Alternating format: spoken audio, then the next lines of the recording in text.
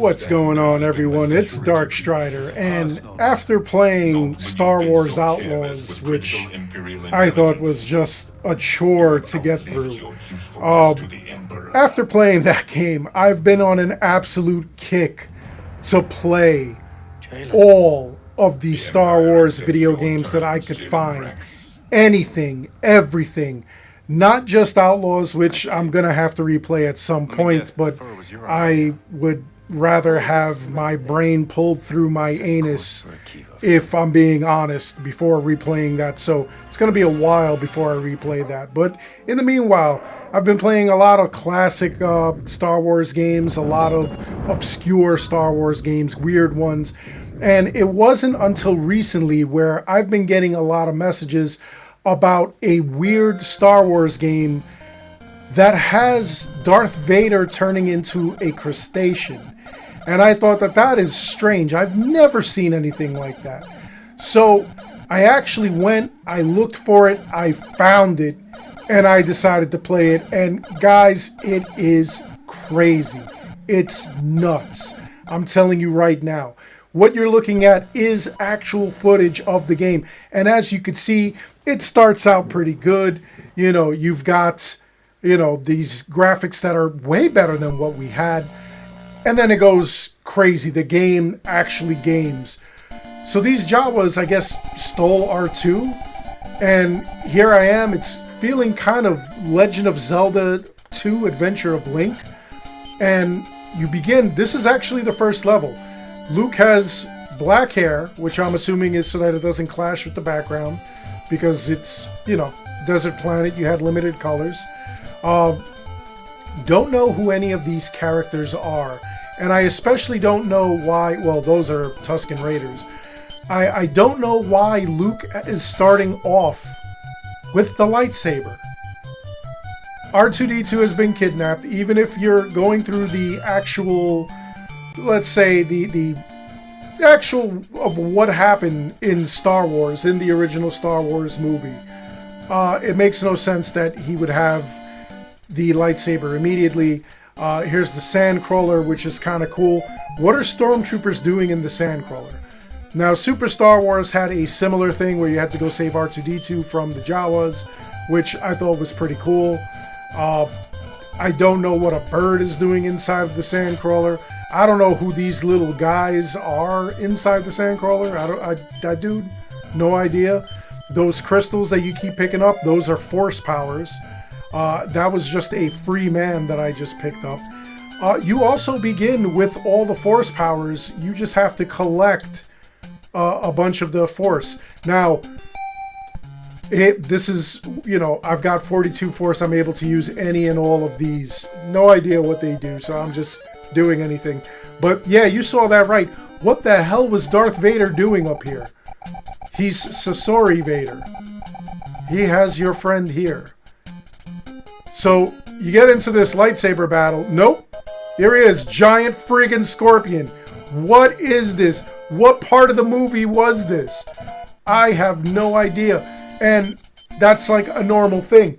You're going to go and you're going to find several different things in this game where you're finding and fighting all these guys. It's the weirdest thing. It's so strange. You save R2, you get in this freaking weird ship, and you go about your business. You keep going towards the end. And it just gets weirder from here. We go to this little area, and guess what we find? Yeah, the Millennium Falcon. It's abandoned.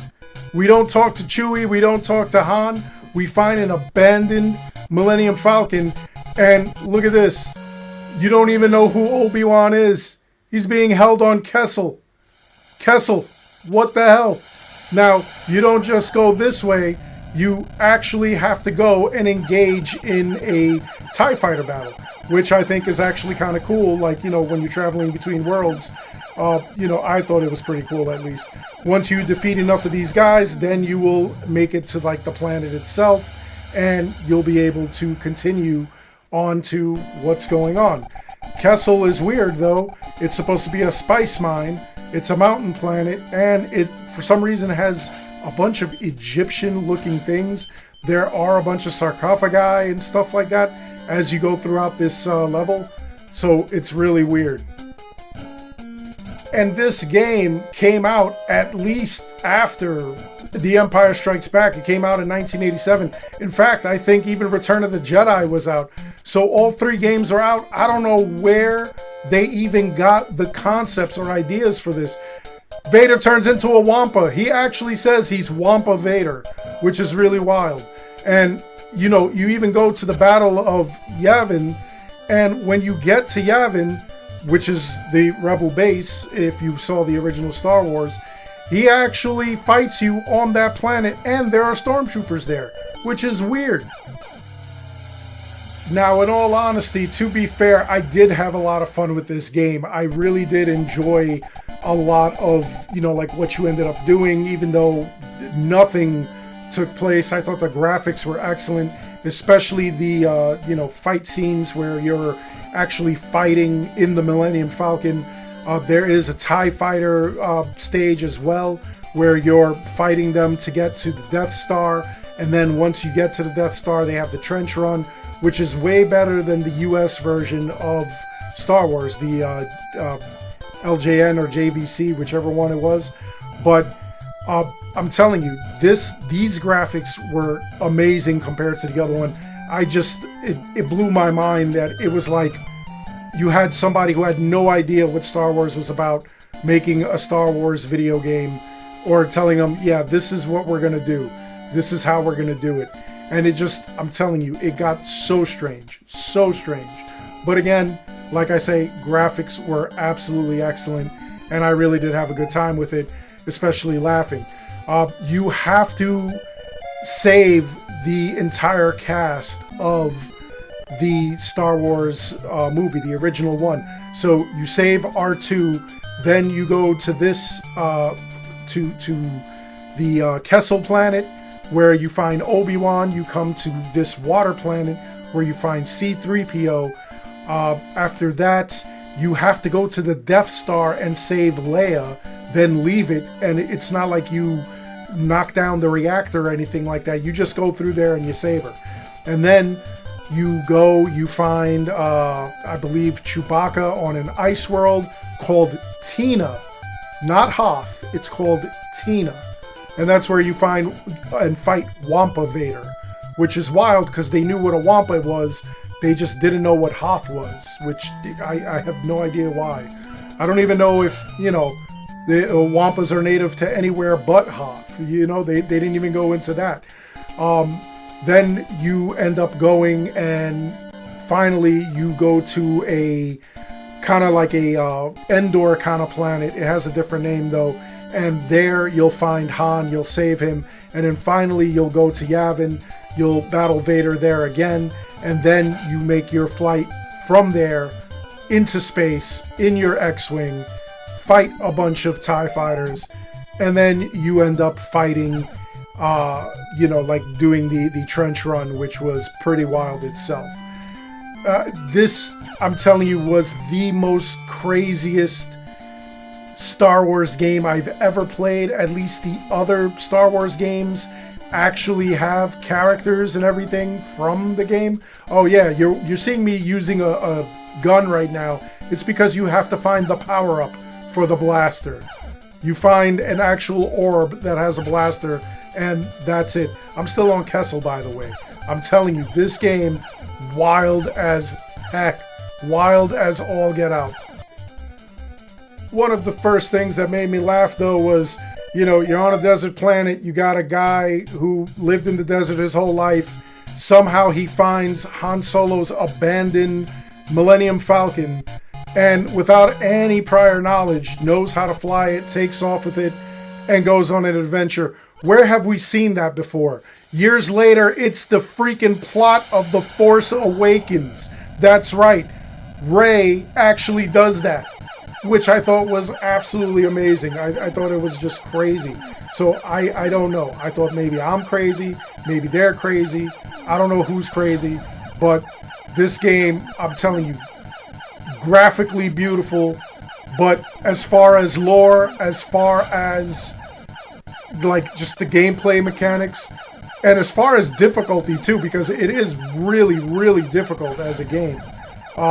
What you're seeing, I'm actually playing this on an emulator, and you know, it's a translated Japanese version, and I had recorded a ton of footage and then, you know, just edited it so that you could see it coherently, somewhat coherently. Anyway, it is the most effed up Star Wars game I've ever played. What do you think? Do you think that this takes the cake? Do you think that this would be the most effed up Star Wars game that you've ever seen? Which, by the way, the video full gameplay playthrough is going to be uploaded and, you know, added very soon. And not just that, but I also have a playlist of all the other Star Wars games that I've been playing. It's going to be right here in the Rebel Dojo, so that way you could see and find easily any of these Star Wars games at all. You know, maybe it's something that you're interested in. It's going to be like full walkthroughs and stuff. So if there's any secrets or anything like that, you'll find it there as well. It'll just make it a lot easier for you guys to like look it up and whatnot. But this is definitely going to be coming out like probably today or tomorrow. But anyway, let me know your thoughts on this. Like, what do you guys think? Do you guys think that, like, you know, this is the most effed up Star Wars game you've ever seen? Are there any that you thought that were like really effed up? Or do you see any that you've never gotten a chance to play that you would like to see? Or something that's obscure, or even a legend that you heard? Some myth or anything that may have occurred during a Star Wars game that you wanted to look into or you wanted to have looked into. Because I'll look into it. I'm telling you, I need something to do while I'm waiting for Shadows to come out. And I'm having a lot of fun with this. Anyway, that's all there is for this video. I hope you enjoyed it. Please make sure you like and subscribe. It helps this channel out an awful lot. As always, I want to thank each and every one of you for watching. And until next time, take care, be good, stay safe. Take care of each other. I'll see you guys all in the next one. Target spotted. I'm on you. Yeah,